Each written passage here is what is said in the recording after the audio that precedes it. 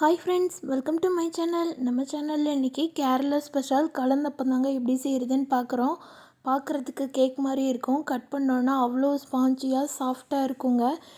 உள்ளெல்லாம் நல்லா லேயர் லேயராக ஃபார்ம் ஆகிட்டா அவ்வளவு சூப்பராக இருக்குங்க. குழந்தைங்கள்லாம் பார்த்தாங்கன்னா விடவே மாட்டாங்க, வேணும் வேணும்னு கேட்டு வாங்கி சாப்பிடுவாங்க.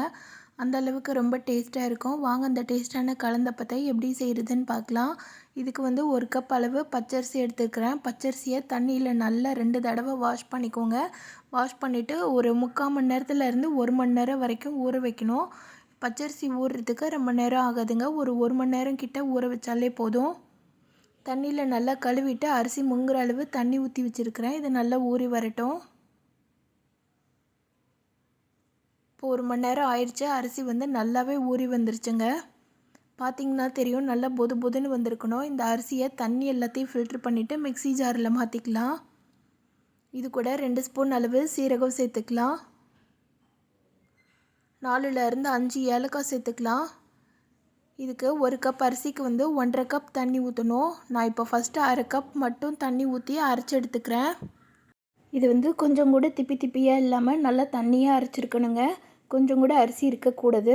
இப்போ பாருங்கள், நான் தண்ணி மிக்ஸ் பண்ணிட்டேன். மீதம் இருக்கிற 1 கப் தண்ணியும் மிக்சியில் சேர்த்து ஒரு தடவை நல்லா பிளெண்ட் பண்ணிடுங்க. நம்ம ஊற்றும் போது மாவு வந்து இந்த அளவுக்கு நல்லா தண்ணியாக இருக்கணும். அப்போ தான் கலந்தப்போ வந்து நல்லா டேஸ்ட்டாக வரும். பார்க்குறதுக்குமே நல்லா சாஃப்டாக ஸ்பாஞ்சியாக இருக்கும். இப்போ இதுக்கு அடுத்து வெல்லம் ரெடி பண்ணிடலாம். 1 கப் அரிசிக்கு 1.5 கப் அளவு வெல்லம் எடுத்துக்கோங்க. ஸ்வீட் இன்னும் கொஞ்சம் வேணும்னு நினச்சிங்கன்னா, நல்லா தித்திப்பாக வேணும்னு நினச்சிங்கன்னா 2 கப் அளவு கூட வெல்லம் எடுத்துக்கலாம்.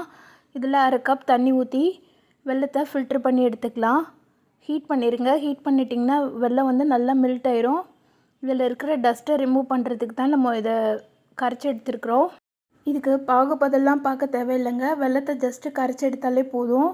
இதில் நம்ம மாவு அரைச்சி வச்சுருக்குறோம்ல, அந்த மாவில் வந்து ஃபில்ட்ரு பண்ணி சேர்த்துக்கலாம். வெல்லம் வந்து நம்ம சூடாக சேர்க்குறதுனால மாவு வந்து சீக்கிரமே வேக ஆரம்பிச்சிடும். அதனால் கரண்டி வச்சு இன்ஸ்டண்ட்டாக நல்லா கிளறி விட்டுடுங்க. வெள்ளத்தண்ணி சேர்த்தோடனே மாவை வந்து நல்லா மிக்ஸ் பண்ணி விட்டுடுங்க. இல்லைன்னா அடியில் கெட்டி கெட்டியாக ஆக ஆரம்பிச்சிடும். நீங்கள் இந்த மாதிரி கலந்து விட்டால் தான் கெட்டியாகாமல் இருக்கும். இது கலந்துட்டு இது ஒரு சைடு இருக்கட்டும். இப்போ ஒரு அடிகனமான பாத்திரம் எடுத்துக்கலாம். குக்கர் எடுத்துக்கோங்க. குக்கரில் வந்து 2 ஸ்பூன் அளவு நெய் சேர்த்துருக்குறேன். இதில் ஒரு 5லேருந்து 6 சின்ன வெங்காயம் தோல் உரிச்சிட்டு 1/2 கட் பண்ணி வச்சுருக்கிறேன். இதில் 2 பத்த தேங்காய் எடுத்து ஸ்லைஸ் பண்ணி போட்டுக்கலாம். இது எல்லாத்தையும் லைட்டாக கலர் சேஞ்ச் ஆகிற அளவுக்கு வதக்கிக்கலாம். நெய்யில் வந்து வெங்காயமும் தேங்காயும் நல்லா வதங்கி வரணும்.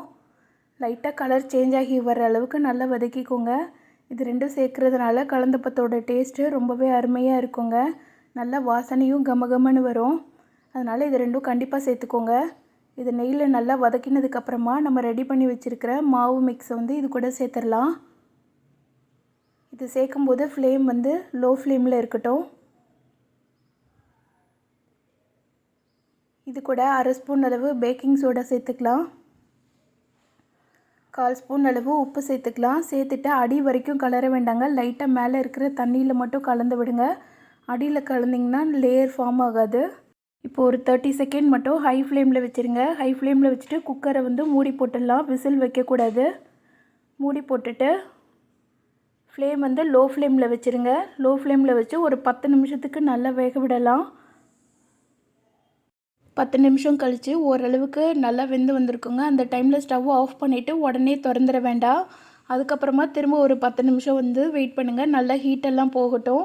ஹீட் போச்சுன்னா கலந்தப்போ வந்து குக்கரில் ஒட்டாமல் தனியாக அதுவே பிரிஞ்சு வந்துடுங்க. இங்கே குக்கரை ஆஃப் பண்ணோன்னே இன்ஸ்டண்ட்டாக திறந்து வச்சு அதை எடுத்திங்கன்னா வராது அந்தளவுக்கு. அதனால் கொஞ்சம் நேரம் ஆற வச்சுட்டு எடுங்க. இப்போ பார்த்திங்கன்னா ஹீட்டெல்லாம் ஓரளவுக்கு நல்லா ரெடியூஸ் ஆகிடுச்சு. மேலே லைட்டாக தொட்டு பார்த்தாலே அவ்வளோ ஸ்பாஞ்சாக இருக்குங்க. இதை வந்து லைட்டாக இந்த மாதிரி ஸ்பூன் வச்சு சைட்லெல்லாம் எடுத்து விட்டுடலாம். இது எடுக்கும்போதே தெரியும் உங்களுக்கு, அது நல்லா லூஸாக இருக்கணும். இப்போ இதை வந்து வேறு ஒரு பிளேட்டில் மாற்றிக்கலாம். இந்த மாதிரி குக்கர் வச்சுட்டு அடியில் பிளேட் வச்சு லைட்டாக டம்ப் பண்ணிங்கனாலே போதும். அது ஈஸியாக பிரிஞ்சு வந்துடும். பாருங்கள் எவ்வளோ சூப்பராக இருக்குதுன்னு சொல்லிட்டு. ஜெல்லி மாதிரி நல்லா ஷேக் ஆகுது. குழந்தைங்களுக்குலாம் இது ரொம்ப பிடிக்குங்க. எவ்வளோ சாஃப்டாக இருக்குதுன்னு பாருங்கள். இது இப்போ பீஸ் போட்டுடலாம்.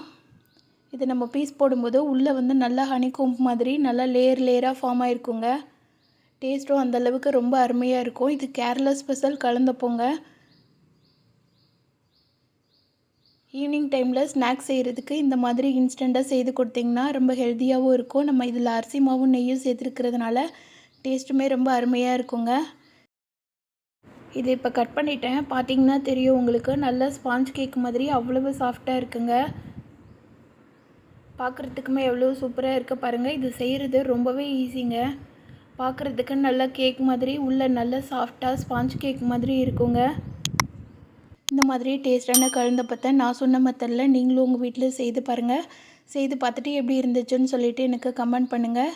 இந்த வீடியோ பிடிச்சிருந்ததுன்னா இந்த வீடியோவுக்கு லைக் பண்ணி சேனலை சப்ஸ்கிரைப் பண்ணாதவங்களும் சப்ஸ்கிரைப் பண்ணிக்கோங்க. Thank you friends.